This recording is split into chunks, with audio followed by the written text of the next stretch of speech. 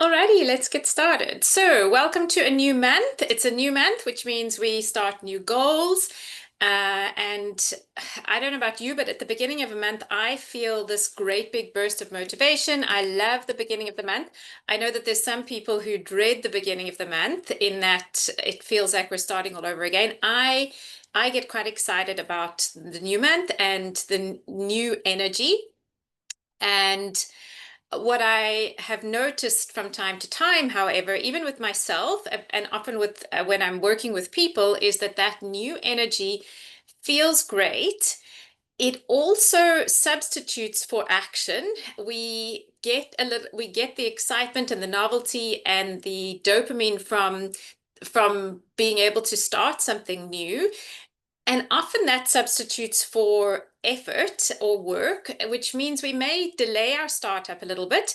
Or what might happen is that we go all out guns blazing for a couple of days or for a week and suddenly fall off a cliff.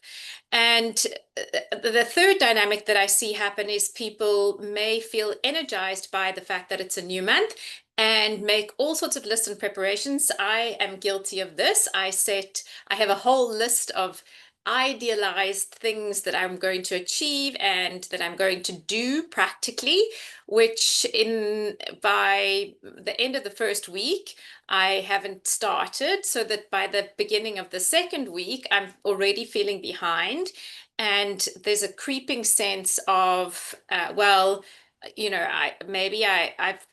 this creeping sense of two things happening. On the one hand, oh, there's this guilt. I've wasted a whole week. And on the other hand, is this false sense of security that, well, I've only missed a week. And there's this interplay in the brain of you've wasted a week versus it's only a week that I've missed. And what I see typically, or I see often with entrepreneurs in all businesses, is that then there's this pressure then that happens in week 3 and week 4, and absolute panic. The catch with that is when we set ourselves up to run like that, the brain starts to depend on the chaos of month end. And we inadvertently, on a neuroscientific level, on a neurobiological level, wire our brains for chaos, stress, and non-performance. And I know that there is not a single entrepreneur who would choose to wire their own brains for non-performance, though this is what we inadvertently do. And today I'm going to talk to you about how to overcome that cycle and and I'm going to give you 3 steps, 3 tips that you can use this month so that you don't fall into that trap again. And then I will caution you that it's not going to rewire your brain the first month you do this. These are things that you are going to want to keep and practice every single month. So after the call, there will also be a little worksheet and a sort of prompt setup that you can pick up after the worksheet, after the call, and you can use that as you're going through the month. So for those of you who I have not had the privilege of meeting, the team is in a reforming state here, and I love that there's always new faces on this call. My name is Tanya Adams, and I am a neuroscience-based coach for women entrepreneurs. I have been coaching for 17 years. My coaching is trauma-informed, it's neuroscience-informed, it's neurodivergent informed, it's an inclusive coaching style. I really love to work with women. That's where I'm passionate, and I have a broad interest in all different ranges of clients, though I like to work with female entrepreneurs because I want to help people not end up in the same going down the same path sometimes as what I did and have a shorter route to creating the freedom that they want. I've been partnered with Nu Skin for 6.5 years. My husband and I partnered with Nu Skin in 2019 at a time where we were looking for a new business. What we loved about this business and partnering with it was we could go global from our home. We could build a distribution channel that would create a recurring income. And we would get to work with people all around the world, people that were like-minded and people that were going in the direction that we were. And within 2 years, we had built a really big organization. We got to the top of the compensation plan, and we've spoken all around the world. We have traveled with the company. And what I love most about my partnership with Nu Skin is that it is a platform where I'm able to help people who want to become entrepreneurs get started in a way that there is a system that holds them, that there's low capital input, and heaps and heaps and heaps of support. And I really love that about Nu Skin and our partnership with Nu Skin. And honestly, I value this platform. I value getting to speak to everybody on a weekly basis. So if you're new here, there's a lot of exciting things that you are going to benefit from. And it's not just the fact that you belong to a business. There's a whole lot extra which you'll discover the longer that you're with us. So let's talk about the neuroscience behind what happens at the beginning of a month. The brain is always going to prioritize predictability over possibility. In a space where the brain has to choose between an outcome that it can fairly reasonably predict versus an imagined outcome that it's never experienced before, the brain is going to choose option A. And when we start to set goals, the inherent logic behind a goal is to create something that's never existed before. So here we sit with a brain that wants to keep doing more of the same. It doesn't really actually want to do pie in the sky stuff and think about new stuff. What it wants is, let's just keep going. If it's not broken, don't fix it. And yet the human need to grow and our desire to grow our businesses puts us into the state of possibility rather than predictability. So a goal for the brain is quite abstract and it's future tense. And the other problem the brain has is that it doesn't actually understand time. Time is a construct that we have used to mark our day, though the brain inherently itself doesn't accurately map time. And we know this because when people tell experiences of something traumatic happening, the brain often shortens the time or lengthens the time.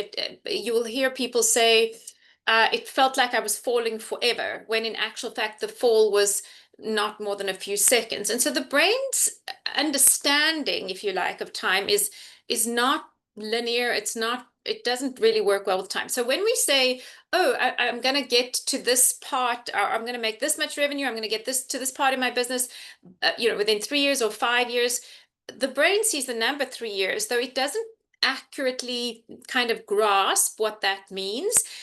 And most of the time, the implication for us as people is that we underestimate what can be achieved in a long period of time, and we overestimate what we can do in a short period of time. That leads us to behaviors where that's exactly the behavior of cramming everything into the last week of the month. And I've sat with people who have set goals to create massive shifts in their business that, based on experience only, I would have done the same thing when I'd started a new business. If years in, my experience tells me that the level of activity that goal requires is not going to happen in a short period of time. So what is actually going on here in the brain? So for you to have a map of what we're talking about today, we're talking about the reticular activating system. Now, the reticular activating system is your filtering mechanism. It's the part of your brain that is constantly looking out for what you've told it to look out for. You actually program the reticular activating system without realizing it. And then we're dealing with the prefrontal cortex, which is this part of the brain that's here at the top of our head and at the front. This is the part of our brain that has executive functioning. It makes decisions. It sets goals. And those two systems work with dopamine and, in the long term, serotonin. When we keep giving ourselves dopamine, the brain starts to feel settled and we get serotonin, and we also get oxytocin when we're dealing with people. And then the third part of the brain that we're dealing with is the amygdala. The amygdala is the threat mechanism, the flight, fight, freeze, or fawn mechanism. And the prefrontal cortex and the amygdala are always working together. Now, when we set a goal that the brain doesn't really understand or is vague, the amygdala fires. And the amygdala is responsible for procrastination, which is, if we think about flight, fight, freeze, or fawn, fawn is people pleasing. Flight is just maybe even opting out. It might be quitting the business. It might be not coming to a call. procrastination is a type of avoidance. It's also a flight mechanism. Or we might literally freeze. We might sit down with our call sheet to make our prospecting calls and not be able to dial the number. And when those things happen to you, it's important for you to know that it's not you. You are not the problem. What's happened here is that the instruction set given to the brain is misaligned in some way. And that's what I'm going to share with you today, is how do we more accurately script it for the brain such that the brain knows what's coming next. All that's happened in that moment is that there's a threat registered and tagged in the brain. What causes this? Well, the first thing that causes it is if we have never experienced wealth or business growth or success in leadership, and we set a goal that says, I am a great leader and I am a competent entrepreneur, and we don't believe we have evidence, or we've not programmed our reticular activating system to look for the evidence, what then happens is that the brain literally calls BS on it. It says, I don't have a blueprint for this. I don't know what's going on here. This is not who we are. And if you listen carefully when you're working with people in your teams, you may even hear that language. You may hear them say, I'm just not that person. I'm not somebody who does that. That's not the way I do things. When that language comes in a call, what that person is telling you is that their identity up until today has been something other than what they're working towards setting goals for. And the brain is going to naturally want to pull you back into being the old identity. It's safe, it's predictable. And here's the catch part, is that even if that old identity doesn't serve you from a logical perspective, the brain is not interested in that. The second thing is that we set these goals, and I'm guilty of this, and I've worked with people on this basis, is we set a goal, and there's this great big goal, and the second piece doesn't get done. The second piece is, what does that look like practically? What is the action piece of that goal? So there's the goal, which is the destination, and then there's the action pieces. And when the brain doesn't have a cue, a trigger to say, all right, now this is what happens next, it won't act. The brain is a lot like ChatGPT in as much as it doesn't always initiate an action. It needs the instruction. Just like ChatGPT lives on your phone and you have to go to it and tell it what to do, the brain is looking for an accurate and very clear signal to say, this is the thing that we do, so that the reticular activating system kicks in and goes, oh, this is what's next and this is what's coming next. The third thing that goes wrong is all or nothing goals.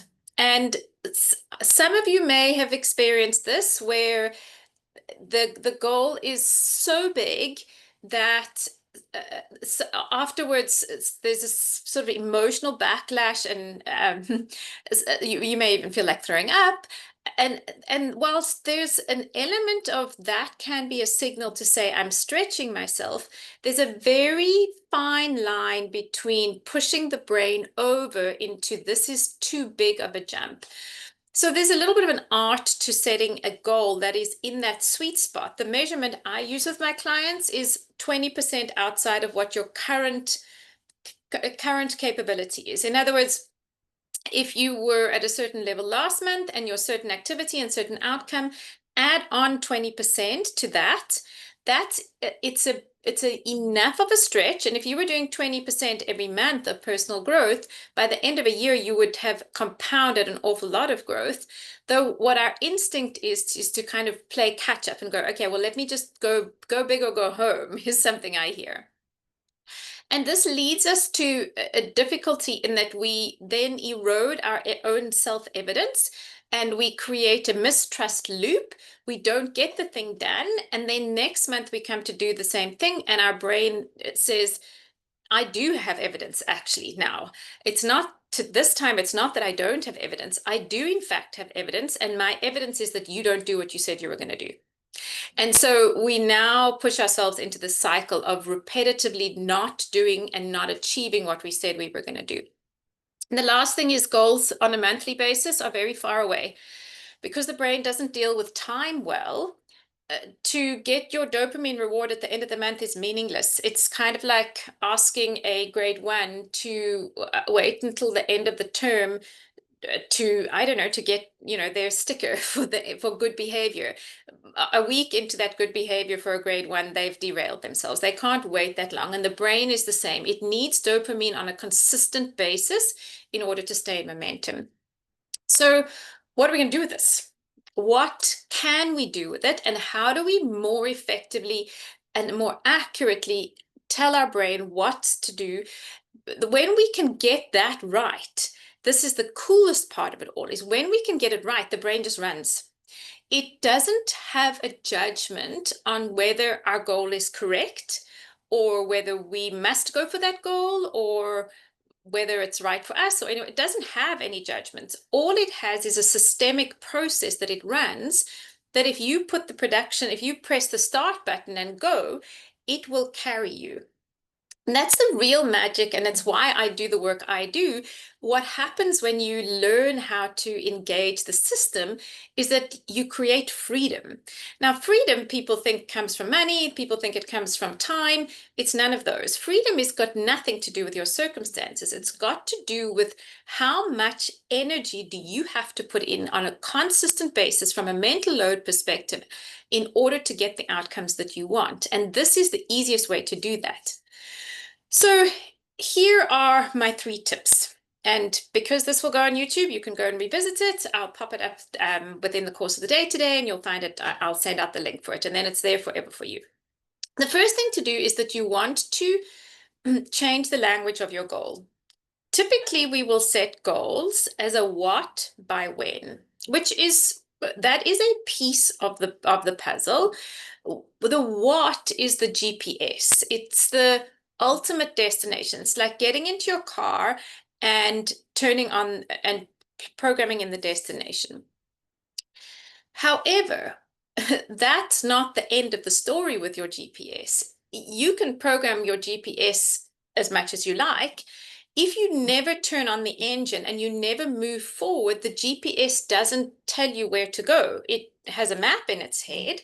It's not going to move you forward. And the same thing is true with the brain, because what we're looking for is, who am I? Am I the kind of person who achieves my goals? Am I the kind of person who leads well? Am I the kind of person who looks after my clients? So once you've set the GPS point, the next part of your goal setting has got to be a scripted identity statement. In other words, if my goal is to make a certain amount of sales or a certain amount of grow my team to a certain size, that's the GPS endpoint. Though the identity statement that's got to be different is, I am a leader who leads. Now, we do this in the definite main purpose statement. I am a leader who leads high-powered women to achieve their goals. And I am a leader who leads myself. And that identity statement starts to change what our reticular activating system is looking for. What happens in that space is, when we sit with, I don't feel like it, or I'm too scared, or that this doesn't feel right. When we have an identity statement that's posted up somewhere that says, I am this person, the reticular activating system actively goes and looks for evidence for that. So my statement when I was building my new skin business was, I have the heart, mind, body, and soul of a Blue Diamond leader. I had no team. I had no customers. Though my identity statement was, I have the heart, mind, body, and soul of a Blue Diamond leader. What that forced my reticular activating system to do was to go and look for, what do these people do? What does a Blue Diamond leader look like? What does their soul feel like? What do their actions look like? So set your goal and then follow it up with a statement of who you are. And then know what's going to derail you. So the third piece to this identity statement is, what's going to derail you? What is the thing that's going to trip you up? And then pre-plan for it. Now, runners do this by saying, I will stop running my marathon if I go blind. If I don't go blind, then I'm going to carry on and finish the marathon. And it's such an outrageous if I mean, who goes blind in the middle of a marathon? No one. If I go blind, though, I will then opt out, I'll quit. And that settles the brain. The brain just wants to know what is the off ramp? Like, where is the minimum basic I can quit this? And so you can say, well, if, I don't know, if there is a tsunami in Johannesburg, I will quit the business. Okay. Have we had a tsunami in Joburg? No, not yet. So then I am going. And all that does is it's a trick to the brain to say, okay, here's the parameters of where we act. And because the brain wants certainty, it doesn't care that that's a nonsensical thing. It just wants to know, okay, what is where are we in this? So that's the first thing is the first piece is how do you state the goal? When you get the statement of the goal right, then exactly when pigs fly, and it's got to be something that your brain can look for. So pigs flying, well, they don't. So no pigs yet.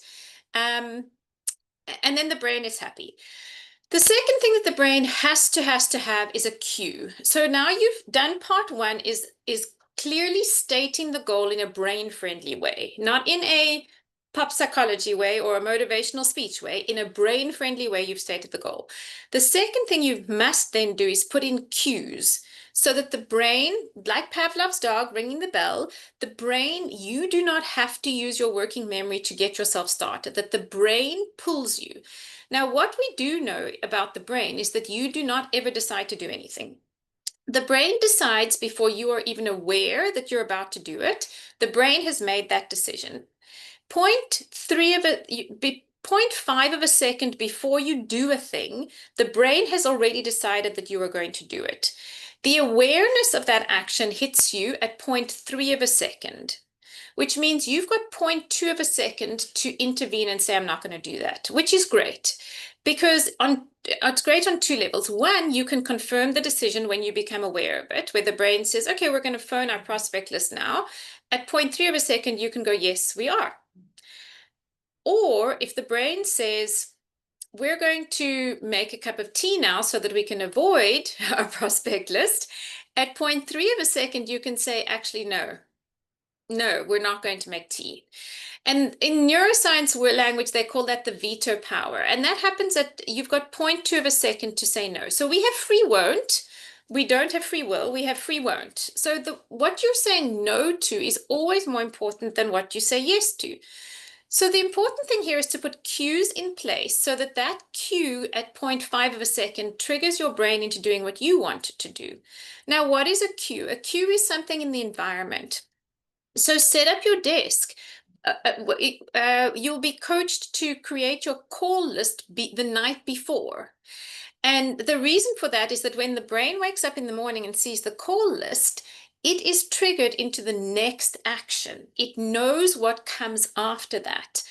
And all of that environmental stuff is a cue to you to say, okay, this is the next step. It's a cue to your brain. And the back end of that is have a scoreboard. Last week I talked to you guys about having a star chart for yourselves and get stickers and make it fun. The brain loves novelty and color, and the dopamine comes just even if you tick a box. And then write down the 3 minimum behaviors these are wins, and stop when you've done them. This is important. If your deal is every day I do 3 reach outs minimum, then stop. Do 3 reach outs, 3 follow-ups, and a post. If that is what you say is the minimum, do it and stop. Don't do more. It's important to teach your brain that you do what you said you were going to do. The trap, if you do more, is that the brain then goes, well, how much more must we do? It gets vague. And the brain doesn't work well in vague. It's going to pull you out then. So end it when you've done it. And the last thing in that, so this is the third piece, is activate your dopamine. The action must be visible and the reward must come quickly. So don't say I'm going to phone like 35 people. I'm going to phone 3 people and look up from my phone. I'm going to phone 3 people and look up from my phone, and I'm going to do that for 15 minutes. And that's it. And at the end of 15 minutes, you leave. But every time you've done 3, you look up, look around, smell the roses, and then stop. Do it again. And you do it literally for 15 minutes, and you're cycling dopamine through your brain all the time. And record the wins. Have an accountability buddy, put it in your community group, like in your WhatsApp chat groups. Just say, hey, listen, I did my 3 things today. And you don't have to tell anybody what those 3 things are. What must happen is that you tell somebody. And our dinner table every night, we have a process where we share 3 things we're grateful for. And it doesn't matter if you're a guest. If we go out to dinner, we do it to the people we're going to dinner with. And most recently, I've introduced share 1 win. And 1 win is something very concrete. What did you do today? Not like I'm grateful for the state of the nation. Today, what I did well was I overcame my fear of phoning people, and I phoned 3 people. And we share that with each other at the dinner table. 3 things you're grateful for, and 1 thing that it was a win for you. And the more you say that out loud, you get the social confirmation back and a pat on the back to say, hey, good job.